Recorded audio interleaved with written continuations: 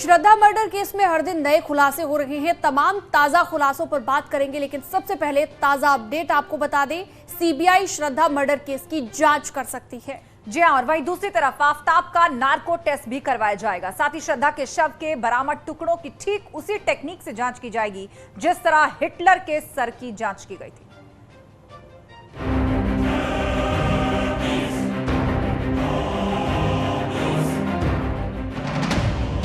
हत्या का सबसे खौफनाक प्लान।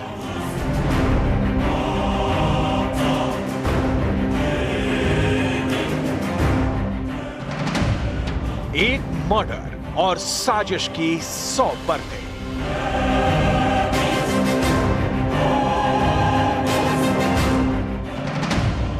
फ्रिज में श्रद्धा को निहारने की कहानी।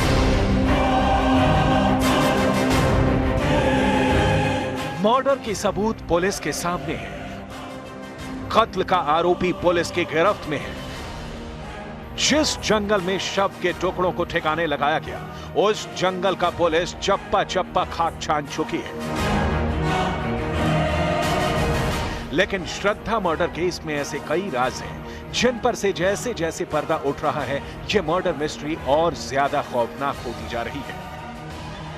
दिल्ली पुलिस के सामने सबसे बड़ा सवाल यह है कि 18 मई की रात को दिल्ली के उस फ्लैट में क्या हुआ था, जिस फ्लैट में श्रद्धा और आफताब एक साथ लिव इन में रह रहे थे। इस सवाल की पड़ताल के लिए दिल्ली पुलिस की जांच टीम आफताब को अपने साथ लेकर उस फ्लैट पर पहुंची।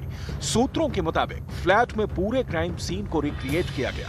क्राइम सीन रिक्रिएट करने के लिए फ्लैट में एक पुतले का इस्तेमाल किया गया। जांच में पता लगा है कि 18 मई की रात आफताब की पिटाई से श्रद्धा बेसुध हो गई थी और उसी हालत में आफताब ने श्रद्धा की गला दबाकर हत्या कर दी। पुलिस पूछताछ में खुलासा हुआ है कि बिल्कुल पेशेवर अपराधी की तरह ही आफताब ने इस कत्ल की वारदात को अंजाम दिया और यही वजह है कि घर से पुलिस और फोरेंसिक टीम को खून का एक भी धब्बा नहीं मिला है। लेकिन किचन से एक खून का धब्बा जरूर बरामद हुआ है, लेकिन अभी ये कहना जल्दबाजी होगा। पुलिस का कहना है कि ये खून का धब्बा क्या श्रद्धा का है या फिर ये खून का धब्बा आफताब का है या फिर किसी मांस के टुकड़े का।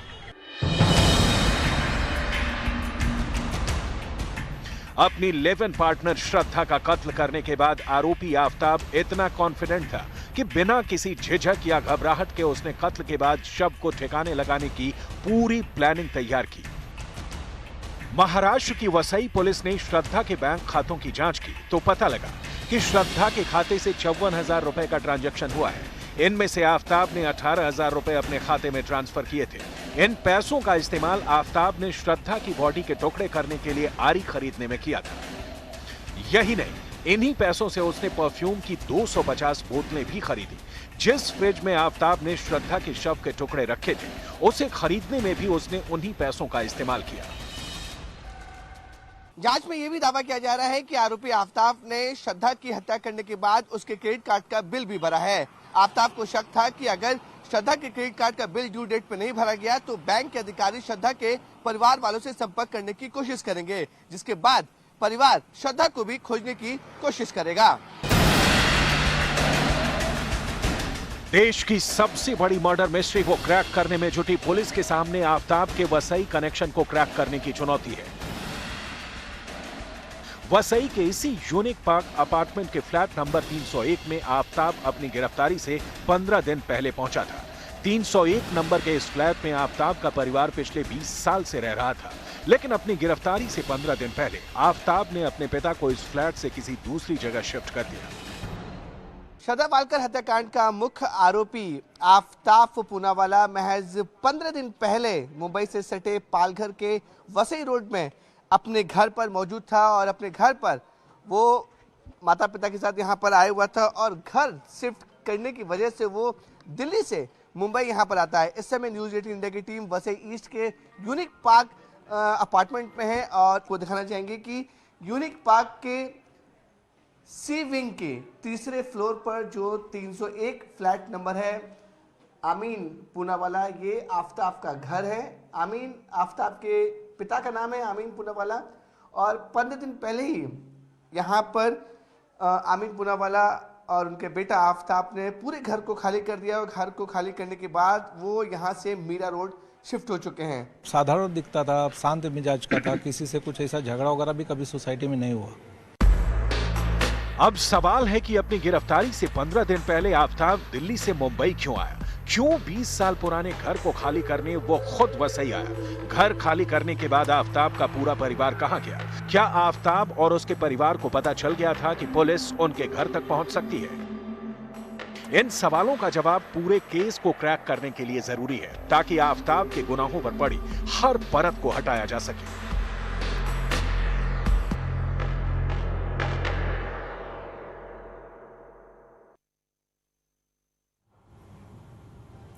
श्रद्धा मर्डर केस से एक बात सामने निकल कर आई और वो ये है कि अगर किसी भी रिश्ते में ऐसे हालात से बचना है तो अपने पार्टनर में आफ्ताब जैसी हरकतें दिखे तो सावधान हो जाए। हमने आफ्ताब जैसे क्रिमिनल की साइकोलॉजी समझने के लिए साइकोलॉजिस्ट से बातचीत की है। आप भी देखिए, रिश्तों में खटपट के साइन अगर दिखे, कब ये साइन होते हैं और कब आपको सावधान हो जाना चाहिए। जैसे मैंने कहा 3 साल का एक रिलेशनशिप जिसमें बार बार पता चल रहा है एक एब्यूजिव रिलेशन है, कैसे श्रद्धा खुद को बचा सकती थी और कैसे लोगों को समझना चाहिए कि जो सामने वाला है उसका गुस्सा जो है कितना ट्रिगर हो रहा है, वो कितना हार्म कर सकता है। राइट।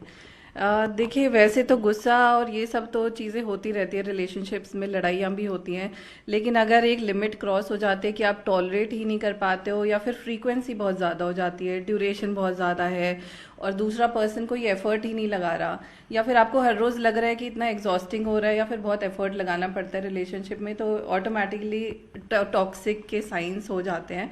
आपको वहीं से अपने आप को थोड़ा सा विड्रॉ कर लेना चाहिए। तो आफ्ताब से जुड़ा एक और चौंका देने वाला खुलासा हुआ है। आफ्ताब जब श्रद्धा के शव के टुकड़े काट रहा था तब उसका हाथ भी कट गया था और जिसके बाद वो पास के ये क्लिनिक भी गया और डॉक्टर के मरहम पट्टी कराने के बाद उसने दवाई भी ली। न्यूज़ 18 की टीम उस डॉक्टर के पास भी पहुंची जिन्होंने आफ्ताब का इलाज किया था।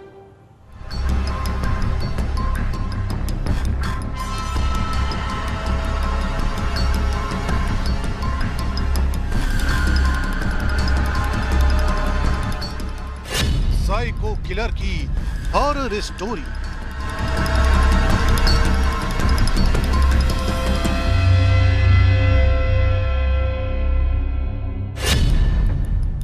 दस दिन पहले होने वाला था मर्डर।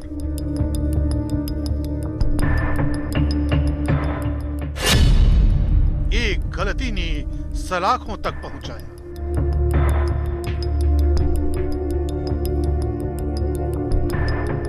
कहते हैं गुनहगार कितना भी शातिर क्यों ना हो, वो अपने गुनाह में कोई ना कोई ऐसा सुराग जरूर छोड़ जाता है जो उसे देर सबेर सलाखों तक पहुंचा ही देता है। श्रद्धा मर्डर केस में भी आरोपी आफ्ताब ने खुद के बचने का फुल प्रूफ प्लान बनाया था। एक एक सबूत उसने बड़ी बारीकी से मिटाया, लेकिन कत्ल और कत्ल के सीक्वेंस के डिजिटल सबूत वो चाहकर भी नहीं मिटा पाया। 26 अक्टूबर को वसई पुलिस ने आफ्ताब का पहली बार बयान लिया। आफ्ताब ने पहले बयान में बताया कि 22 मई को उसका श्रद्धा के साथ झगड़ा हुआ और इसके बाद वो अपना फोन लेकर घर छोड़कर चली गई। इसके बाद 26 मई को श्रद्धा का फोन बंद हुआ, लेकिन जांच में पता चला कि श्रद्धा के फोन से 22 मई से 26 मई के बीच ऑनलाइन पैसे ट्रांसफर हुए और उस दौरान फोन की लोकेशन दिल्ली के छतरपुर की थी। इसी झूठ से आफ्ताब बेनकाब हो गया। जांच में यह भी दावा किया जा रहा है कि आरोपी आफ्ताब ने श्रद्धा की हत्या करने के बाद उसके क्रेडिट कार्ड का बिल भी भरा है। आफ्ताब को शक था कि अगर श्रद्धा के क्रेडिट कार्ड का बिल ड्यू डेट पे नहीं भरा गया तो बैंक के अधिकारी श्रद्धा के परिवार वालों से संपर्क करने की कोशिश करेंगे, जिसके बाद परिवार श्रद्धा को भी खोजने की कोशिश करेगा। और फिलहाल के लिए इस बुलेटिन में इतना ही। खबरों का सिलसिला जारी है, आप बने रहिए हमारे साथ।